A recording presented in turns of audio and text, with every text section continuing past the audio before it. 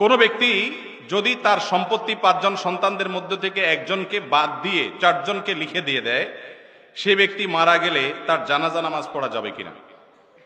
ভাইরা আমার, আমাদের দেশে অনেকে এই কাজটা করেন,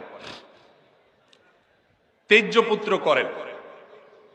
প্রচলিত আইনে তেজ্যপুত্র কোথাও থাকতে পারে, কিন্তু ইসলামে তেজ্যপুত্র বলতে কোনো কিছু নবী করিম সাল্লাল্লাহু আলাইহি সাল্লাম পরিষ্কার ভাবে নিষেধ করেছেন। কোন মুসলমান অন্য মুসলমানকে ত্যাগ করে চিরকালের জন্য তার সাথে সম্পর্ক ছিন্ন করে ফেলবে, এটা জায়েজ। লা ইয়াহিল্লু লিমুসলিমিন আন ইয়াহজুরা আখাহু ফাওকা 3 লায়াল। 3 দিনের বেশি কোন মুসলমানের সাথে অভিমান করে সম্পর্ক ছিন্ন করা জায়েজ আছে? নাই। এখন সন্তান খারাপ, যত খারাপ হোক, আপনি সন্তানকে তথাকথিত তেজ্যপুত্র করলেন, করে কোনো সম্পদ দিলেন না, বঞ্চিত করলেন, আল্লাহর কাঠগড়ার আসামি হবেন।